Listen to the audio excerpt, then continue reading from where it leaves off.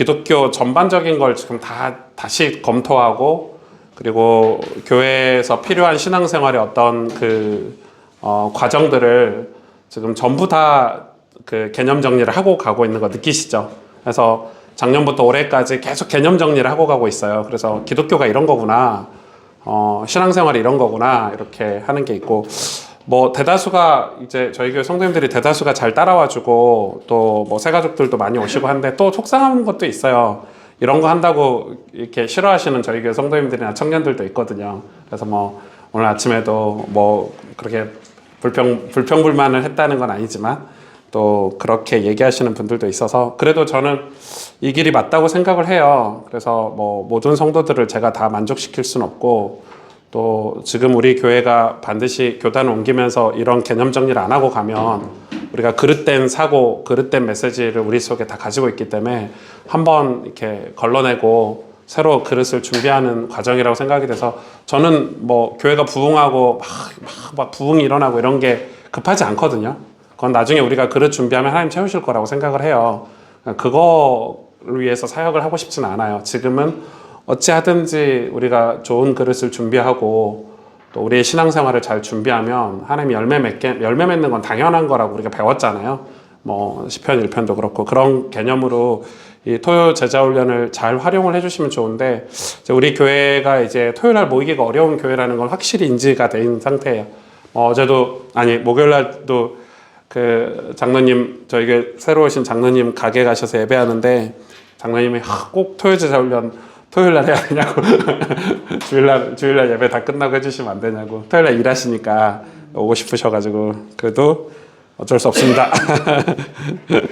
뭐 그렇게 진행을 해보도록 하겠습니다. 우리 잠깐 기도하죠. 기도하고 토요 제자훈련 시작하겠습니다. 하나님 감사합니다. 오늘 토요 제자훈련, 4월 토요 제자훈련을 또 허락해 주셔서 감사하고, 우리가 한 달에 한 번씩 말씀을 통해서 우리 신앙의 그릇들을 준비하고, 또 기독교 신앙의 개념들을 함께 공부하고 있습니다.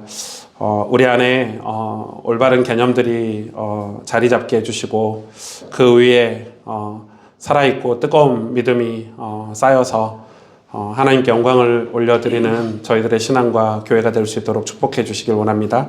오늘은 십계명 공부를 하게 됩니다. 짧은 시간이지만 가르치는 저에게, 또 배우는 우리 모든 성도님들에게 하나같이 은혜가 되고, 또 이 말씀이 단지 감정적인 은혜를 뛰어넘어서 우리가 하나님을 의지하고 바라보는 아주 좋은 하나님 십계명, 하나님 주신 축복의 말씀이 될 수 있도록 은혜를 베풀어 주시기를 원합니다.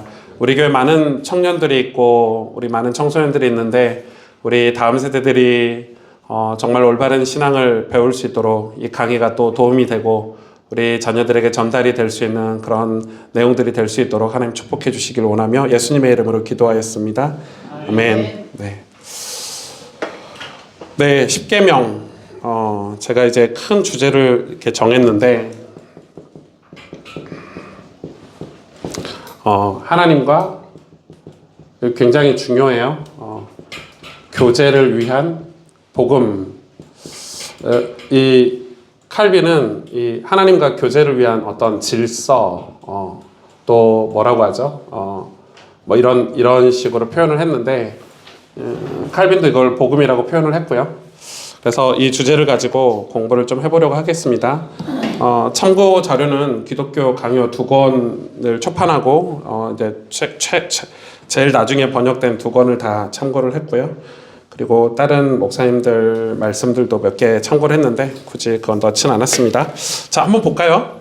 서론 잘 따라와 주시면 돼요. 제가 강의안을 거의 다 녹취를 했기 때문에 오타가 좀 있을 수 있는데 그건 여러분 고쳐주시고, 첫째 볼까요? 십계명은 복음인가 율법인가? 우리는 십계명을 뭘로 많이 배우죠? 근데 사실 율법이 맞아요. 율법이란 단어가 너무 안 좋은 이미지가 있기 때문에 우리는 여러분 이 율법과 복음은 같은 거예요. 우리 교회는 이게 인지가 돼 있죠. 저한테 강의를 들으셨으니까. 율법과 복음이 같은 거지 이게 구분되지가 않아요. 어떻게 이걸 나누죠? 전 좀 이해가 안 되는데, 그러면 구약을 없애야죠. 율법이 잘못됐다 싶으면 신학자들이나 목사들이나 성도들이 구약을 아예 없애야 돼요. 그러면 이 신약만 가지고 우리가 신앙생활을 해야 되는데 왜 구약을 굳이 두면서 구약을 부정하는지 모르겠는데, 이 율법과 복음은 구분되지가 않습니다. 그래서 그럼에도 불구하고 제가 왜 이 표현을 썼냐면, 우리도 은연중에 십계명은 율법이다. 우리도 은연중에 십계명은 불편한 어떤 뭐 이렇게 구닥다리 창고에 있어야 될 뭐 그렇게 아마 다 그러실걸요. 저도 그러니까. 괜히 불편해. 그리고 십계명 얘기하면 율법주의자처럼 이렇게 매도하고, 목사님 십계명 설교 안 해? 뭐 이렇게 되고, 복음 설교를 안 해주시네? 되게 그런 문화가 있어요, 교회 안에. 그게 되게 잘못됐다는 걸 지금 이 얘기를 하는 거예요. 자, 왜 이 서론이 중요한지. 서론이 제일 중요하거든요. 색깔 볼펜 다 갖고 계시죠? 밑줄 치면서 보셔야 돼요. 굉장히 중요합니다. 첫째는 죄를 정죄하는 율법의 사역보다 삶의 규범을 지키고 완성하는 방법을 가르치는 율법의 사역의 의미가 크죠. 십계명이 죄를 정죄하는 율법의 사역보다 삶의 규범을 지키고 하나님 백성으로서 삶의 그런 아름다운 삶의 그런 삶으로 완성하는 방법을 가르치는 율법의 사역의 의미가 훨씬 더 크다는 거예요. 그래서 율법은 칼빈은 뭐라고 얘기하냐면 거울과 같대요. 거울. 미러와 같대요. 그래서 율법을 쳐다보고 있으면 우리의 비참한 상태를 볼 수 있는 거예요. 우리가 죄인이라는 걸 볼 수 있다는 말이죠. 우리가 비참한 줄 봐야 되잖아요. 우리가 죄인이라는 걸 느껴야 되잖아요. 근데 율법이 없으니까 자유하고 방관하죠. 여러분, 왜 기독교인들이 지금 방관하죠? 지네들 멋대로 살죠? 율법이 없어서 그래요. 그렇잖아요? 그 얘기를 하는 거예요. 값없이 그의 의를 우리에게 전가해 주시는 하나님의 은혜를 뭐 해준다? 반사해 준다. 반사가 뭐예요? 되돌리는 반사가 아니고, 제가 늘 쓰는 표현이죠. 율법으로 가면 하나님의 은혜로 안내해 준다는 거예요. 이거 칼빈이 쓴 용어라서 제가 그대로 썼어요. 안내라고 고치셔도 돼요. 값없이 그의 의를 우리에게 전가해 주신 하나님의 은혜로 율법은 우리를 안내해 줘. 그래서 계몽 선생이라고 했죠. 계몽 선생. 우리를 깨닫게 해주는 거예요. 그러므로 하나님은 율법 가운데서 창조주로서 뿐만 아니라 요 밑줄 그어 놓으셔야겠죠. 구속주로 계시단다. 와. 여러분, 구약의 모세가 구원을 받았을까요? 안 받았을까요? 받았겠죠. 예수님도 없는데, 복음도 없는데, 우리말로 말하면 복음도 없는데, 예수님 영접도 안 했는데, 그 이야기예요. 이 율법 가운데 구속주로도 계시가 되기 때문에 율법으로 말미암아 그들은 구원을 받았죠. 둘째, 예수 그리스도는 또 다른 복음을 주시는 자로 오신 게 아니에요. 와, 이거 엄청 중요하죠. 예수님은 또 다른 복음을 주시러 온 게 아니라 율법의 최고 해석자로 오셨어요. 저는 이게 칼빈의 언어인데 막 너무 감동이 돼서, 율법의 해석자로 오신 거예요. 구약의 율법을 너희에게 주신 이유를 설명하러 오셨다 이 말이에요. 그걸 성취하러도 오셨지만 해석자로도 오신 거예요. 또 다른 복음이 아니죠. 구약과 신약이 구분된 게 아니에요. 그 이단이 돼요, 여러분. 이단이 되고 사이비가 되는 거예요. 그렇기 때문에 그의 영을 통하여, 성령이죠. 그의 영을 통하여 율법의 가르침에 의해서 감화받도록 한다. 감동. 이 마음의 강화를 칼빈은, 여러분 이거 진짜 중요해서 제가 이 영어도 넣어놨는데, 참되고 살아있는 믿음이라고 했어요. 이 표현을 제가 되게 많이 쓰죠. 다 칼빈에게 배워가지고. 참되고 살아있는 믿음. 이게 왜 참되고 살아있는 믿음이냐면, 하나님의 영으로 율법의 가르침에 의해서 감화받은 믿음을 말하는 거예요. 그러니까 영만 받아서 참되고 살아있는 믿음이 아니라 성령이 가르쳐주신 율법 속에서 살아가는 사람들. 그렇게 표현할 수 있겠죠. 마음에 감동이 있는 거예요. 여러분, 십계명을, 예수님 믿는 사람이 십계명을 읽으면요, 은혜가 돼야 돼요. 감동이 돼야 돼요. 우와, 이렇게 돼야 돼요. 이렇게 살면 하나님 복 주시겠구나, 이렇게 돼야 되는데, 이거 율법이야, 귀찮아. 그럼 잘못 배운 거란 말이에요. 성령의 역사가 아니라는 거죠. 자, 셋째, 하나님은 그의 의를 우리에게 전가하심으로써, 이거 전가법은 다 배우셨죠? 제가 또 많이 얘기해서 우리를 의롭다 하셨는데, 우리가 왜 의롭죠? 예수 그리스도의 의가 우리에게 전가됐기 때문에 의로운 거예요. 우리 자체가 의로울 수 없어요. 이는 우리가 율법의 굴레로부터 벗어나 그리스도에게서 피난처를 찾게 할 뿐만 아니라 우리가 하나님의 뜻을 쫓아 합당하게 살아갈 수 있도록 하나님의 법을 어디에? 우리 마음에 새기기 위함이라는 사실을 강조하죠. 여러분 이게 좀 문장이 이해가 되세요? 예. 율법의 굴레는 뭘까요? 우리가 비참한 상태죠. 율법의 굴레는 율법을 지켜서 비참한 게 아니라 율법이 거울이 되기 때문에 우리 삶이 비참하다는 걸 깨닫는 거예요. 거기서 예수 그리스도를 찾게 된다는 거예요. 예수 그리스도를 피난처 삼는 거예요. 그래서 우리가 하나님 뜻을 쫓아서 합당하게 살아갈 수 있도록 하나님의 법을 우리 마음에 새기기 위해서 여러분 그리스도 의가 우리에게 전가가 되면 하나님의 법이 우리 마음에 새겨진다는 사실을 여러분 기억하셔야 되죠. 그래서 칼빈이 이렇게 얘기했어요. 이거에 대해서 이렇게 보충 설명을 하려고 직접적으로 제가 인용을 했습니다. 우리 같이 읽어볼까요? 시작. 기독교인들이 은혜의 법 아래에 있다는 것은 그들이 법 없이 고삐가 풀려서 방황하지 않고 그리스도께 접붙임 당해서 그의 은혜로 말미암아 율법의 저주로부터 자유롭게 되며 그의 영으로 율법을 마음속에 새기게 한다는 것을 의미한다. 예, 아멘. 네. 하나님 말씀은 아니지만 아멘. 네. 그리고 넷째, 율법의 의를 이루기 위해 칭의의 은혜. 칭의의 은혜가 뭐죠, 여러분? 칭의? 하나님 우리를 구원하셨다라는 선포죠. 칭의. 네. 요즘으로 말하면 우리가 출애굽이라고 할 수 있겠죠? 네. 칭의. 하나님 내가 너를 구원할 거야. 이런 선포고 그 일을 하시는 거죠. 필연적으로 요구됨을 칭의 은혜가 필연적으로 요구됨을 설명하면서 칼빈은 은혜의 율법이라는 개념을 정기한다는 걸 주목해야 된다. 다시 말해서 칭의 다음에 은혜의 율법이라는 거죠. 뭐 순서적으로 그렇다는 거예요. 그러면 봐요.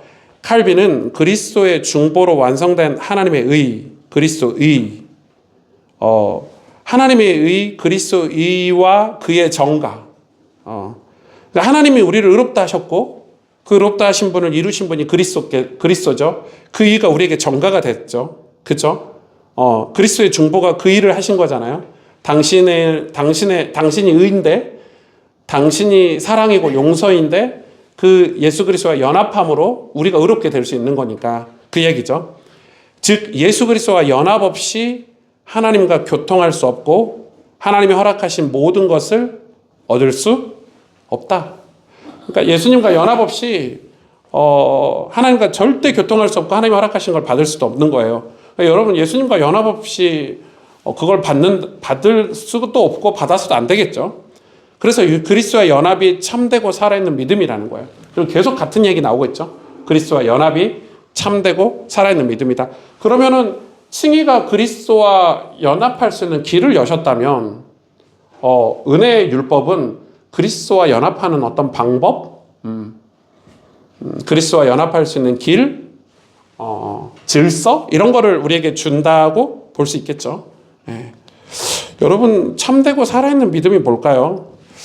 제가 그 기독교 강요를 이렇게 이제 그 한 권짜리 초판도 다 읽었고 뒤에 완성판은 옛날에 읽었지만 또 이번에 읽고 뭐 그 당시에 종교 개혁자들의 그런 쓴 글들을 좀 읽은데 와 제가 좀 요즘 생각이 좀 많아요. 좀 생각이 많고 지지난주에 여기 강남중앙침례교회에서 하는 세미나가 있었어요. 근데 제가 그걸 신청해서 갈까 하다가 도저히 일정이 안 나와서 신청을 안 해서 안 갔는데 이제 그 세미나가 이제 초교파적으로 이제 목회자를 선발을 하는데 경쟁률이 5대1이에요.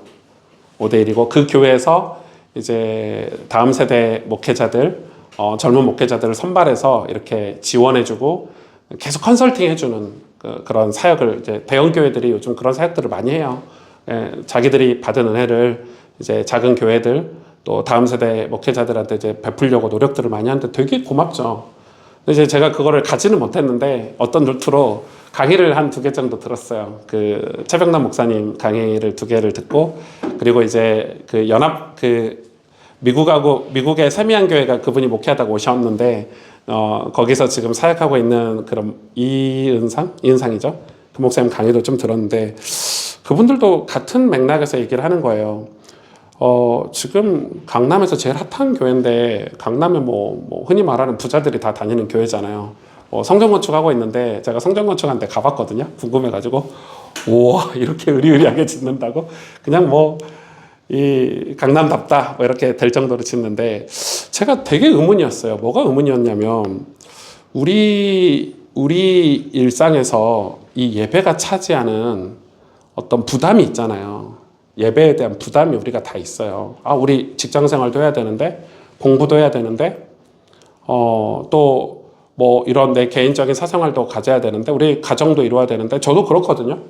그런데 칼빈이나 종교교육자들이 하는 얘기가 뭐냐면 참되고 살아있는 믿음에 대한 이제 그 참되고 살아있는 믿음이 어떤 거냐라고 얘기했을 때 그분들이 주로 얘기하는 게 예배 생활, 기도 생활 혹은 묵상 이런 거거든요. 그런 거거든요. 근데 그 중에 대표적인 게 예배죠. 그래서 종교교육자들이 이 예배를 회복하려고 얼마나 많은 노력을 했는지 몰라요. 근데 제가 왜 강남중앙침례교회 얘기하냐면 여기 예배가 불이에요, 불. 그냥 불덩어리예요. 예배 가봤잖아요, 몇 년 전에. 어느 정도 예배냐면 장로님들이 그냥 막 방방 뛰면서 예배해요. 나이 60, 70 먹으신 장로님들이 막 두 손 들고 찬양을 고래고래 소리 지르. 제가 뒤에 얘기했었죠. 예전에 간증했었죠. 제가 수요예배인가 갔는데 뒤에 이렇게 문 열고 들어갔는데 깜짝 놀랐다니까요. 이 젊은이 예배인 줄 알았어요. 청년들 예배인 줄 알았어요. 예배가 완전히 뭐 담임 목사님도 뭐 몇만 명 되는 교회 담임 목사님들이 보통 그렇게 기도해야 하거나 예배 안 하거든요. 예배 끝나고 그날 저녁 기도에 인도하시는데 그냥 막 토해내요. 그러면 우리는 불편하잖아요. 그런 예배가 불편하다고 하는 곳에서 이상하게 그런 문화가 형성이 된 것 같아요. 제가 왜 이 얘기하냐면 칼빈이 엄청 강조하고 이야기하고 성경에서 하는 얘기가 뭐냐면 우리 영혼이, 우리 마음이 살아있는 믿음, 그리스도와 연합에 대해서 참되고 살아있는 믿음을 가졌을 때 우리 나머지 삶이 어떻게 되냐는 거에 대해서 증명을 하는 거예요. 얼마나 복된지, 얼마나 하나님이 축복하시는지. 근데 우리는 약간 차지도 않고 뜨겁지도 않은 미지근한. 그러니까 교회 부흥도 저는 거기서 판가름 난다고 생각해요. 그래서 제가 저는 주일 오후 예배는 환경이 그렇게 되진 않지만 오전 예배, 오후 예배 전부 다 지금 엄청 에너지를 쏟고 예배를 드리고 있거든요. 일주일에 한 번 오는 예배인데 이 예배 와가지고 최소한 마음이 확 열려서 진짜 고래고래 소리 지르면서 노래는 불러봐야 되는 거 아니냐. 말씀이 못 깨달아져도 진짜 고래고래 소리 지르면서 찬양 불러봐야 되는 거 아니냐. 이런 마음이 있는 거예요. 지금 이게 율법 얘기를 하는 것 같은데 칼빈이 이 율법이 우리에게 설명하는 이 십계명이 우리에게 가르쳐주는 걸 지금 얘기하는 거죠. 그래서 제가 정리를 해놨어요. 많은 사람들은 십계명을 구원의 조건이거나 율법주의의 상징으로 오해해요. 완전 잘못된 거죠. 예. 그래서 이거를 율법 폐기론자도 나오죠. 요즘은 구원파 너무 값싸요. 예수 영접하고 천국 가면 됐지 해서 다 끝나버리는 거예요. 예수 영접했고 우리 전도 많이 하면 되지 이런 데에서 다 끝나는 거예요. 근데 삶이 보세요. 진짜 참되고 살아있는 믿음인가? 참되고 살아있는 믿음이 아니잖아요. 구원파들이 참되고 살아있는 믿음이라면 그렇게 타락하고 변질되고 그렇게 될 수가 없죠. 수많은 이단 사이비가 되잖아요. 그런데 보세요. 십계명은 출애굽 이후 이미 구원받은 하나님의 백성에게 주어진 뭐다? 은혜의 율법이다. 그냥 율법이 아니에요. 은혜의 율법이다. 하나님이 율법을 먼저 주신 이유가 있죠. 왜? 우리가 죄인인 걸 비참한 상태라는 걸 깨닫게 하시려고 주신 것 뿐이에요. 시기적으로. 그리고 예수님이 오셔야 되는 거죠. 그래서 출애굽기 20장 2절에 나는 이게 이 십계명의 서문이거든요. 십계명을 시작하기 전에 하나님이 먼저 선포하신 거예요. 너희가 너와 나와 관계가 이렇기 때문에 너희가 칭의받은 백성이기 때문에 내가 십계명을 주는 거야라고 하는 서문이에요. 나는 너를 애굽 땅 종되었던 집에서 인도하여 낸 내 하나님 여호와니라. 이게 칭의죠, 칭의. 여러분 출애굽기 20장 2절이 칭의예요. 내가 너를 종되었던 죄의 종, 비참하게 살아 우상 숭배하는 너희를 죽을 수밖에 없는 너희를 인도하여 낸 내 하나님 여호와다. 그러면서 십계명 얘기를 딱 하시는 거예요. 그러니까 너희가 이렇게 살아라. 이렇게. 예. 그래서 십계명의 서문의 말씀으로써 하나님께서는 자신께서 명령하시는 권리를 지니신, 내가 너희에게 말할 수 있지 않아. 우리가 복종해야 될 주님이시라는 것을 우리에게 일깨워 주는 거죠. 이 서문이 엄청 중요합니다. 그래서 율법이 선언되기 전에 하나님은 이미 구원하신 분임을 강조하신 거죠. 그러니까 이건 율법이에요, 아니에요? 아니죠. 왜냐하면 우리를 칭의하시고 우리를 구원하시고 주신 말씀이기 때문에 은혜의 말씀인 거예요. 하나님이 주신 말씀이기 때문에. 즉 쉽게 구원의 조건으로 주셨다면 이 율법은 굉장히 까다로웠겠죠. 그냥 구원의 조건으로 주신 게 아니에요. 우리가 이 조건을 이루어서 구원받을 수 있는 상태도 안 되고. 즉 십계명은 구원받은 자를 위한 하나님과의 교제 질서이자 자유인의 뭐다? 법이다. 여러분 자유인의 법이 굉장히 중요한 단어죠. 자유인이 왜 법이 필요합니까? 진정한 자유는 여러분 의무와 책임에 뒤따르는 거예요. 진정한 자유는, 그래서 칼빈이 뭐라고 얘기했냐면 기독교 강요 이권에서 율법은 하나님의 은혜에 응답하는 신자의 감사의 삶을 이끄는 도구이다. 와. 뒷장에 있어요. 한 장 넘기시면. 율법은 하나님 은혜에 응답하는 신자의 감사의 삶을 이끌, 그러니까 신자가 은혜를 받았어. 근데 어떻게 감사의 삶을 살아야 될지 몰라.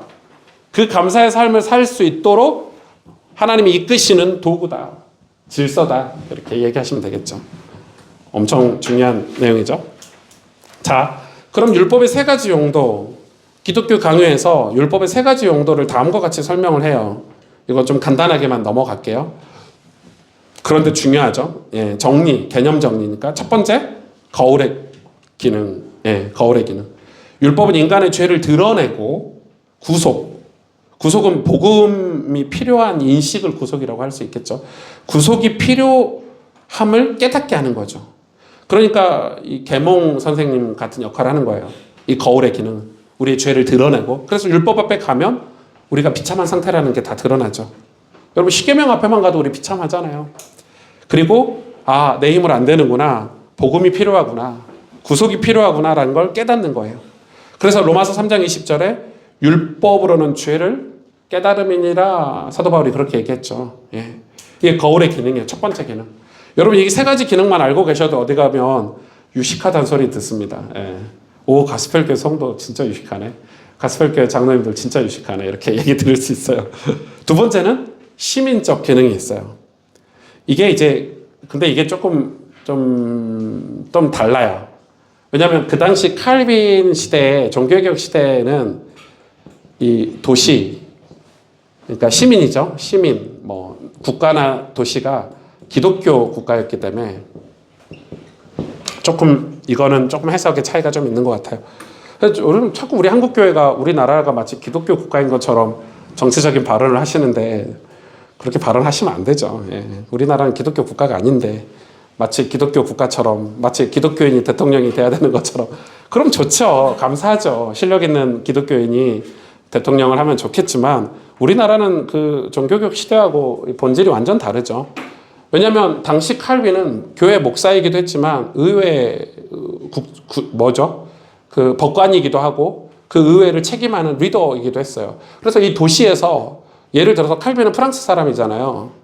근데 스위스 제네바에서 칼빈은 청빙을 했어요. 이 도시의 모든 종교를 책임져 달라, 이런 식으로. 완전히 우리하고 지금 개념이 달라요. 지금 목사하고도 개념이 다르고. 그래서 이런 시민적 기능을 얘기한 거예요, 칼빈이. 죄를 억제하고 사회 질서를 유지하기 위해서 율법이 필요하다. 근데 이것도 오늘날 우리에게도 적용이 되죠. 예, 죄를 억제하고 사회 질서를 유지하기 위해서는 칼빈이. 그래서 여러분 이 구약의 율법이 나중에 이 모든 우리나라 전 세계 모든 법의 근간이 됐어요. 그건 확실해요. 디모데전서 1장 9절에 이런 내용들이 나와 있죠. 세 번째 기능이 제일 중요해요. 무슨 기능이죠? 성화의 기능이에요. 성화. 제가 라틴어, 영어 이런 거 모르니까 그냥 좀 유식한 척 하려고 써놨으니까 참고만 하세요. 신자가 하나님의 뜻에 따라 살아가도록 이끄는 도구가 되는 거예요. 주의 말씀은 내 발의 등이요 내 길의 빛이니이다. 그 말은 하나님 말씀, 여기서 말하는 시편의 이 말씀은 모세오경 율법이잖아요. 십계명이잖아요. 그러니까 이 말씀이 내 발의 등이 되고 내 길에 빛이 된다는 거예요. 성화, 하나님 뜻에 살아가는 게 성화인데, 하나님 뜻을 쫓아가는 게 성화인데, 하나님 뜻에 살아갈 수 있도록 길 역할을 하는 거예요. 율법이 없으면 어떻게 하나님 뜻을 알 수 있어요? 율법이 없이 어떻게 우리가 하나님 원하시는 삶을 여러분 살 수가 있겠습니까? 그래서 칼빈은 세 번째 용도, 즉 성화를 위한 도구로서의 율법을 가장 많이 강조했습니다. 엄청 강조했죠. 왜요? 성화가 중요하니까. 구원받은 우리가 성화되는 과정이 제일 중요하니까. 그래서 율법의 제3용도는 신자에게 가장 뭐하다? 유익하고 그들에게 율법을 매일의 삶을 이끄는 교사 역할을 하는 거예요. 제 얘기가 아니에요. 칼빈이 얘기했어요. 율법은 매일의 삶을 이끄는, 매일의 삶을 어디로 이끄는? 하나님 뜻에 맞춰서 살아갈 수 있도록 그게 교사 역할을 뭐가 했다? 십계명이 했다는 거예요. 율법이 했다는 거예요. 여러분 삶에 이 율법이 있으셔야 되겠어요? 없으셔야 되겠어요? 있어야죠. 근데 오늘날 기독교인들에게는 율법이 없잖아요. 삶의 규례 없잖아요. 다 그냥 주일날 교회 가고 말씀 깨달은 거 묵상하면서 살지? 그것도 신앙생활 잘하는 거야. 근데 내 삶이 하나님 뜻대로 살기 위한 율법이 없는 거예요. 예배를 몇 번 드려야 돼? 기도를 어떻게 해야 돼? 내가 사회적으로, 시민적으로는 어떤 기능을 해야 돼? 이런 게 없는 거예요. 그럼 우리는 비난해요. 에이, 그 유대인들 하루에 5번씩 기도하는데 복음도 없는 것들 이러면서 여러분, 그 복음 있는 우리는 5번 기도해야 돼요? 안 해야 돼요? 해야 되잖아요. 그게 없다고요, 우리는. 그냥 지 마음대로 사는 거예요. 그럼 방종이지. 그건 신앙이 아니라고요. 제가 칼빈을 공부하면서 와, 이 예배에 대해서도 정말 많이 생각을 많이 하고 있는데 우리가 성경에서 말하는 최소한 성경에서 말하는 예배는 드려야 되겠구나. 여러분 구약에 우리에게 레위기 같은 데서 우리에게 예배를 가르쳐 주잖아요. 예. 그리고 신약에 와서도 바울을 통해서 우리가 예배가 정립이 됐잖아요. 그리고 종교개혁 시대 때 정립된 이 예배가 오늘날 우리는 예배를 소홀히 드리고 있구나 이런 생각을 전 지금 너무 많이 하고 있어요. 우리 교회 예배가 너무 잘못됐는데 이런 생각을 지금 너무 하고 있어요. 그러니까 여러분 이게 굉장히 중요하죠. 자, 그러면 십계명으로 넘어가 볼까요? 자, 큰 세 번째 십계명의 구조. 이런 내용들을 충분히 머릿속에 가지고 하나님이 이런 우리에게 이런 용도로 십계명을 주셨구나 이렇게 생각하실 수 있겠죠. 자, 십계명의 구조입니다. 십계명의 구조는 크게 두 가지 구조죠. 하나님과의 사랑, 이웃과의 사랑. 이건 예수님 말씀하신 거예요. 근데 더 정확히 말하면 하나님과의 교제, 이웃과의 교제. 그래서 칼빈은 십계명을 하나님과의 사랑 1계명부터 4계명까지 하나님과의 올바른 관계, 예배, 경외, 경건 이렇게 표현을 했어요. 그리고 이웃 사랑은 5계명부터 10계명까지 공동체 속에서 나타나는 사랑과 책임이라고 표현을 했어요. 칼빈은. 그래서 이 두 부분으로 나눠지는데 예수님도 마태복음 22장 37절 40절에 이렇게 요약을 했죠. 율법에 대해서. 궁금하신가요? 한번 찾아볼까요? 네, 마태복음 한번 찾아봅시다. 예수님 뭐라고 요약을 하셨는지 다 아시겠지만 그래도 제자훈련이니까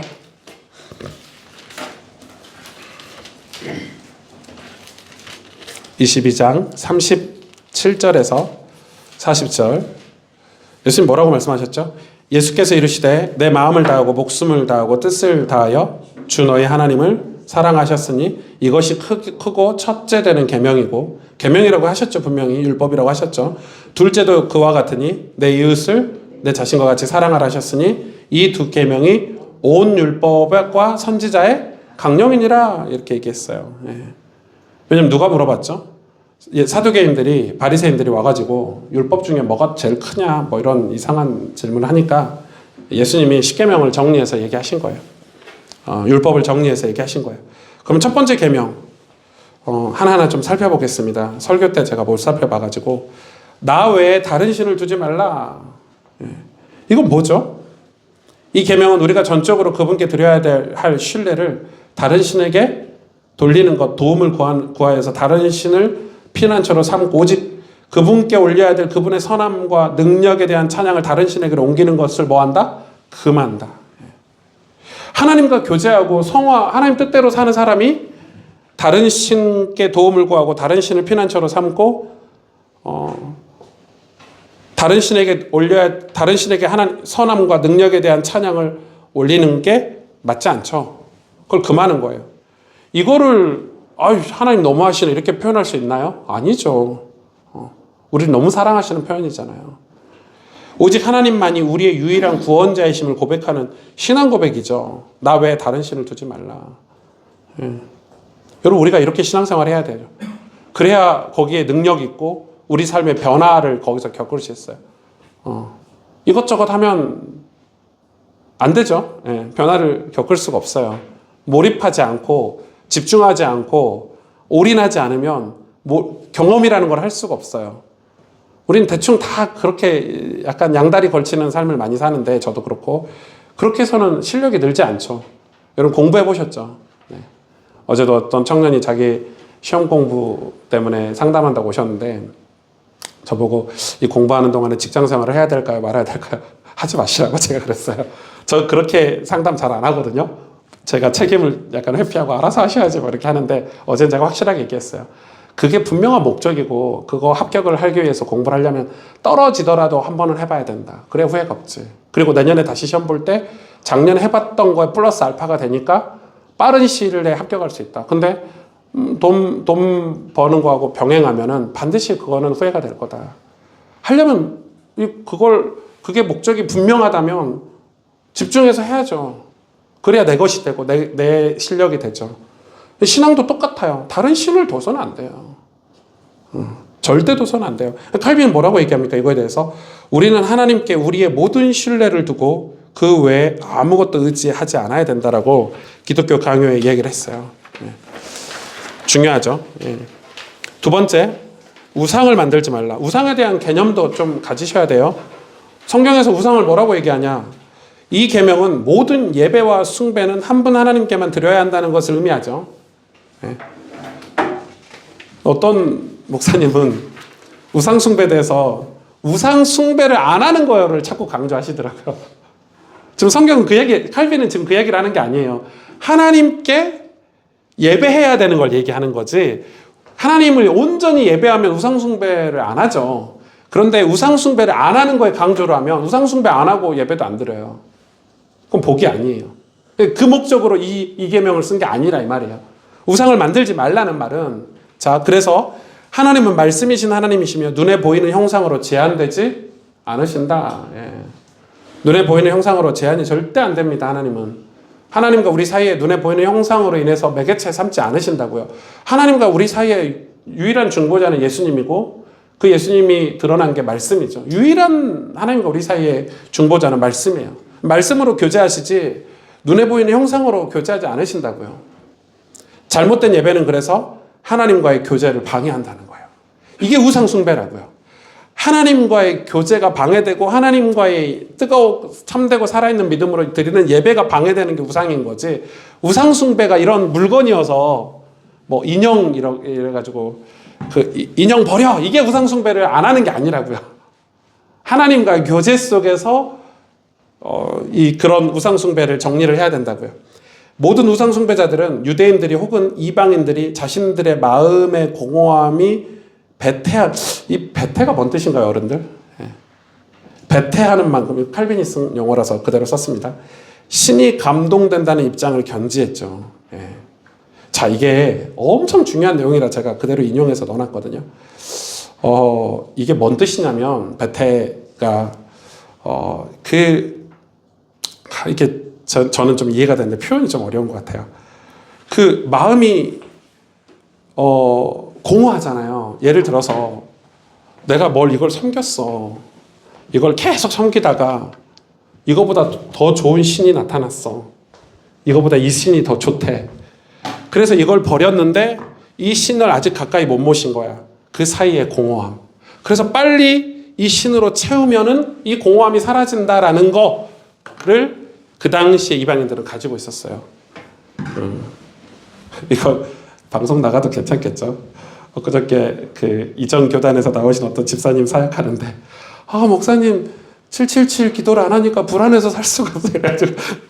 그런 거죠, 그런 거죠. 그냥 불안한 거예요. 777 기도가 뭔지도 모르겠는데 저는 갑자기 777 나와서 머리가 아팠는데 그러니까 그런 게 불안한 거예요. 뭐 이렇게 습관처럼 하는 것들이. 그러니까 그런 입장을 다 견지했어요. 근데 그렇기 때문에 하나님과 올바른 예배를 드리기를 뭐 했냐면 원하셨어요.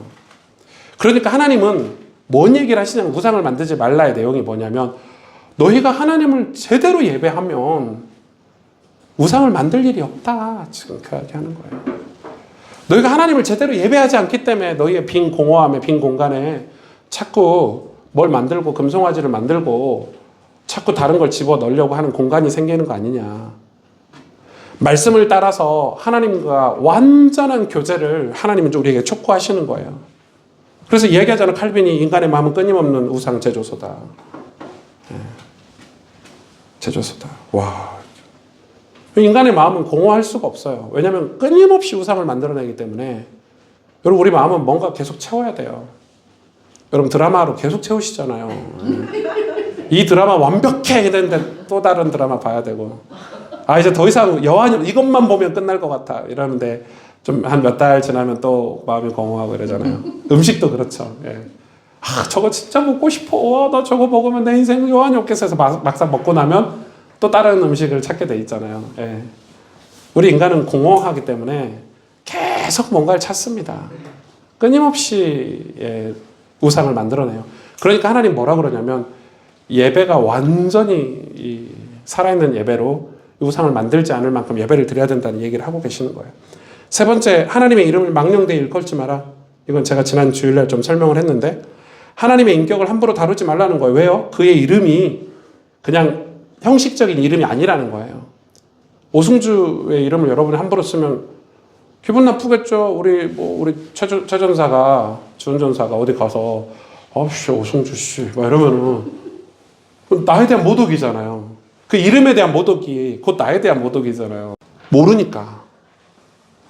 그래서 하나님과 교제를 위해서 하나님이 출애굽 위에 우리에게 율법을 주신 거니까 방법을 주신 거예요. 근데 뭐라고 하시냐?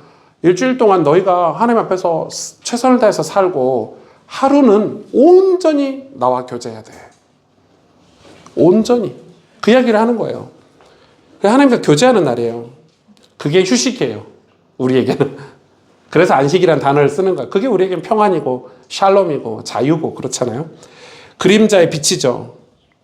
자, 그림자의 빛, 형상들의 진리. 그게 누구예요? 예수님. 구약이 그림자고 구약은 형상인데 그 형상의 진리, 그림자의 빛, 예수님이 오심으로 모세를 통한 안식일법은 뭐가 됐어요? 폐지가 됐죠. 그럼 안식일이 사라져야 됩니까? 아니죠. 계명의 진리가 예수님의 죽으심과 부활로 인해 허락된 주의 날, 예수님이 부활하시고 그 다음 날을 이제는 주님의 날, 주의 날로 우리가 보존을 하고 그 법 효력이 보유되고 있다. 그러니까 안식일과 주일은 같은 거예요, 사실. 구약의 안식일법이 폐지가 됐는데 예수님에 의해서 다시 주일일 날로 우리 거룩한 주일로 그래서 법 효력은 같다. 안식일 법의 효력이 주일날에도 똑같다라는 게 칼빈의 주장이에요. 주장이라고 볼 수도 없죠. 이건 당연한 거죠. 칼빈이 뭐라고 얘기했어요? 신자는 주일을 통해 하나님 나라를 사모하고 세상 욕망으로부터 자신을 절제하도록 훈련받는다. 와, 우리 주일이 그런가요? 네. 요즘 주일은 세상 욕망을 더 키우는 설교와 그런 예배 시스템으로 다 바뀌어가고 있죠. 제가 지금 교육자가 많이 없어서 나중에 우리 목사님도 생기고 교육자가 많아지고 교회가 좀 규모가 생기면 전 주일 저녁 예배를 좀 생각하고 있어요. 근데 주일 저녁 가족들과 보내셔야죠. 제가 기본이 모토가 그건데 그러나 우리 청년들이라든지 우리 새신자라든지 먼 미래가 되겠지만 전 주일을 하나님이 우리에게 다양한 계층에 필요한 말씀들과 필요한 예배들이 우리 교회 신설이 돼야 된다고 생각을 해요. 그래서 그런 개념으로서 주일을 온전히 사용해야 되겠다. 이런 생각이 좀 많아요. 먼 미래입니다. 아직은 우리 교회가 그럴 만한 사이즈가 안 되고 준비가 안 돼 있어서 기도해야 되겠지만 여러분 진짜 이 신자가 주일이 정말 하나님 나라를 사모하고 뜨겁게 기도하고 사실 주일날이 기도하는 날이 돼야 돼요. 성경도 평일날 읽기 힘들잖아요. 주일날 성경도 읽고 성경 공부도 하고 다양한 교회 안에 어떤 프로그램이라고 해야 되나요? 예배 이런 프로그램들이 주일날 엄청 많아야 돼요. 다양한 계층들이 와서 은혜 받고 말씀 듣고 또 훈련 받고 그래서 세상 욕망으로부터 자신을 절제하는 그런 시간들이 돼야 되는 거죠. 자, 5계명부터는 이웃과의 교제에 나타난 복음적 삶이죠. 복음의 삶이죠. 이웃사랑 할 수 있는. 예수님 뭐라 그랬죠? 내 이웃을 내 자신과 같이 사랑하라. 예. 이것까지 하고 잠깐 쉴게요. 부모를 공경하라. 권위와 질서를 통한 하나님 섭리에 대한 존중이죠. 칼빈이 뭐라고 얘기했냐면 모든 권위는 하나님의 질서 아래에서 존중받아야 된다 그랬어요. 하나님 질서가 뭐예요? 예. 부모를 공경하라도 그 안에 포함되어 있는 거예요. 요즘은 이 부모 공경에 대해서 되게 좀 많이 달라졌죠. 우리 자녀들에게 이런 것들도 많이 가르쳐야 돼요. 우리 청소년들이나 우리 초등학생들 그리고 우리 뭐 대학생들 이런 친구들에게는 한참 자라는 아이들에게는 이런 10계명 말씀으로 부모 공경이라든지 이런 걸 꼭 가르쳐야 된다고 저는 생각해요. 살인하지 말라 이런 이웃 계명들이요. 이게 너무 약하니까. 자, 살인하지 말라도 마찬가지죠. 이건 굉장히 중요하죠. 두 번째 보면은 하나님에 대한 두려움과 사랑이 있다면 어떤 종류의 위반으로도 이거 칼빈이 한 단어예요. 위반으로도 사람을 해롭게 하지 말고 그를 부당하게 대하지도 말고 살인이 다 실제로 죽이는 것만이 살인이 아니에요. 부당하게 대하지도 말래요. 그를 화나게 하지 말고 그에게 폭력을 행사하지 말아야 된다. 다 살인이에요. 요즘 왜 살인이 나오죠? 여러분 이 진짜 악한 사람이 살인을 하긴 하지만 반대적인 것도 있죠. 막 억울해가지고 그런 살인도 있어요. 그러니까 지금 그렇게 하지 말라는 거예요. 우리가 누군가를 화나게 해서도 안 된다는 거예요.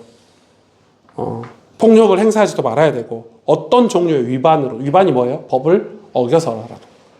그러니까 하나님에 대한 두려움과 사랑이 있으면 우리 이웃에 대해서도 우리가 이런 것들을 확인을 해야 되죠. 자녀를 노엽게 하지 말라 그러잖아요. 같은 맥락이에요. 자, 7번 간음하지 말라. 결혼의 언약을 통해 하나님의 신실하심을 반영해야 되죠. 그 당시에는 완전 일부 다처제고 뭐 노예제도고 뭐 다 있었던 때라서 구약의 하나님이 노예제도 일부 다처제를 점차 없애고 줄이는 걸 보실 수가 있어요. 신약에 와서는 이걸 완전 줄이셨죠. 예. 하나님이 그 잘못된 인간 죄된 삶을 한 번에 뒤바꾸지는 않으셨지만 그거 바꿀 수 있는 법으로 말씀을 계속 주시거든요. 그래서 이번 주 돌아오는 주에 우리가 종에서 벗어나는 거에 대한 계명을 우리가 공부를 하는데 그런 내용들이 진짜 많아요. 간음도 똑같아요. 그래서 정결은 단지 행위의 문제가 아니라 마음의 문제다. 그래 칼빈은 이 마음이 하나님과 교제하고 있으면 우리가 간음할 수 있겠냐 이런 얘기를 해요. 자, 도둑질하지 말라도 똑같죠. 재물에 대한 탐욕을 경계하고 이웃의 소유를 존중하는 사랑의 실천. 예. 뭐 여러분 다 아시니까. 예. 이웃의 소유를 여러분 뭐 해야 돼요? 존중하셔야 돼요. 나보다 부자니까 뺏어와. 그럼 공산당이 되는 거죠. 예. 공산주의가 돼서는 안 돼요. 예. 서로 존중해야 돼요. 성실하게 일해서 많이 버는 사람들을 존중하고 뭐 요즘 우리나라는 그런 사람들도 있던데 막 연예인들 스포츠 스타들한테 기부를 강요하는 좀 이해가 안 되더라고요. 기부는 알아서 할 건데 왜 많이 버니까 기부해 막 이런 거 있잖아요. 교회에서도 그런 말을 하시면 안 돼요. 당신 많이 버는데 헌금 조금 더 하면 안 돼? 이런 말 할 필요가 없어요. 내가 내 중심에 내 마음에 11조를 드리고 헌금을 하는 거지 남한테 헌금을 강요할 필요가 없어요. 그런 걸 하지 말라는 거예요. 그게 도둑질이라고 얘기하는 거예요 지금 칼빈은. 그래서 우리가 자원하는 마음으로 내 기쁨으로 내 신앙생활을 하고 옆에 있는 분들을 신뢰를 하라는 거죠. 자, 9번째 거짓 증거하지 말라. 진실한 언어는 공동체 신뢰의 기초죠. 자꾸 거짓말하고 자꾸 거짓 증거하고 뻥튀기하고 이런 거 하지 말라는 거예요. 목사인 제가 제일 문제죠. 예. 설교하다 보면 가끔 확대 해석하는 경우가 있는데 그런 거 하지 말라는 거예요. 예. 확대 해석하고 막 자기는 뭐 완벽한 사람처럼 포장해서 말하고 이런 거 하지 말라는 거예요. 그게 공동체를 다 무너뜨린다는 거예요. 근데 공동체가 회복되려면 당장 어려워도 진실해서 정직한 데서 다 나오죠. 그래서 사랑은 진실을 말하는 데서 시작해요. 부부관계가 제일 중요한 게 이거잖아요. 부모 자식 간의 관계도 이거죠. 거짓 증거로는 절대 좋은 관계를 맺을 수가 없어요. 진실해야 돼요. 네. 거짓은 그리고 언젠가는 다 드러나죠. 네. 드러나죠. 자, 마지막 10계명. 탐내지 말라. 겉으로 드러나는 죄 이전에 내면의 탐욕과 교만이 문제죠.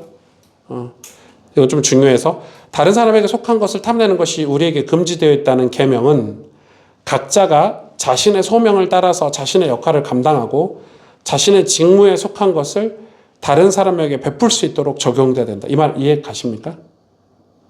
이해 가세요? 자, 탐내지 말라는 것은 자기의 역할, 자기의 소명에 따라서 자기의 역할을 감당하면 자신의 직무에 속한 것을 다른 사람에게 베풀 수 있도록 해야 되지, 다른 사람에게 자기는 직무를 감당하지 않으면서 강요하면 그게 탐내는 거라고요. 이해가 되세요? 네. 예를 들어서 좀 목사잖아요. 제가 제 역할을 똑바로 안 하고 다른 목사 보고 왜 저렇게 살아? 왜 저렇게 설교해? 이러지 말라는 거예요. 그것도 탐욕이라는 거예요. 탐내는 거라는 거예요. 이웃의 것을 탐내는 거예요. 아, 그 부럽다. 저 사람은 배경이 좋아서 설교를 저렇게 잘하나 보다. 야, 저 사람은 뭐 대형 교회니까, 뭐 아버지가 목사니까, 뭐 돈이 많으니까, 저렇게 여유 있으니까 공부를 많이 해서. 그렇게 하지 말라는 거예요. 그게 탐내는 거라고요. 이해가 되세요? 물건을 이게 탐내는 게 아니고, 칼빈 해석은. 그래서 뭐라고 얘기하냐면, 내 소명에 따라서 자신의 역할을 감당하고 내 직무에 속한 걸 다른 사람에게 베풀 수 있는 삶을 살라는 거예요. 와, 너무 멋진 말이지 않아요? 저는 여기 별표 2개나 꺼놨어요. 제가 제 환경이 저 사람들과 비교할 내용이 아니잖아요. 하나님 저에게 주신 환경이니까. 저희 집 뭐 가난한 걸 어떻게 해요? 저희 집 부모님 그런 걸 어떻게 해요? 인정하고 내 소명에 따라서 내 직무를 최선을 다해서 내 직무를 다른 사람에게 베풀 수 있어야 되죠. 제가 나중에 우리 윤전사 목사 되면 얼마나 베풀 수 있는 게 많겠어요. 후배 목사인데 가르쳐주고 도와주고, 아직 목사가 안 돼서 되면, 풀타임 사역자가 되면 그런 삶을 살라는 거예요. 거기에 만족이 있고 기쁨이 있는 거죠. 근데 이웃의 것을 탐내는 것은 자기 직무를 범한 죄라는 거예요. 그래서 와, 칼빈 해석 보세요. 자기 직무를 범한다는 거예요. 하나님 백성이 자꾸 뭐 불신자들 부러워하고 이러지 말라는 거죠. 그게 탐내는 거라고요. 저 사람은 노력 없이 성공한 것 같다라고 우리끼리 막 말하잖아요. 노력 없이 성공한 게 어디 있습니까, 여러분? 세상에 노력 없이 성공한 게 어디 있습니까? 네, 뭐 금수저, 뭐 다이아몬드 수저 이러는데 잘 모르겠어요. 저는 그런 삶을 안 살아봐서. 네. 그래, 그런 걸 부러워하지 말라는 거예요. 탐내지 말라는 거예요. 자기 소명에 따라서 자기 역할을 감당하고 자신의 직무에 속한 것을 다른 사람에게 베풀 수 있도록 살라는 거죠. 와, 멋지죠? 그래, 칼빈 이렇게 얘기했어요. 하나님은 단지 행위가 아니라 마음의 의도까지 살피신다. 와, 밑줄 완전 그어놓으셔야죠. 마음의 의도까지 살피신대요. 행위에 속지 않으신대요. 저 사람의 의도가 뭔지. 우리는 속죠. 여러분, 인간은 100% 속습니다. 저는 속습니다. 저는 목사인데 저한테 와가지고 저에게 선한 일을 하고 저 맛있는 거 사주면 100% 속습니다. 좋은 사람이야, 이렇게. 마음의 의도를 제가 어떻게 알아요? 그것까지 생각하고 어떻게 살아요, 인간 사회에서. 저한테 뭐 잘해주면은 좋은 사람, 못되게 하면 나쁜 사람, 이렇게 하지만은 하나님은 그렇지 않다는 거예요. 하나님은 행위가 아니라 마음의 의도까지 살피신대요. 속지 않으신다는 거죠. 5분만 쉬겠습니다. 예.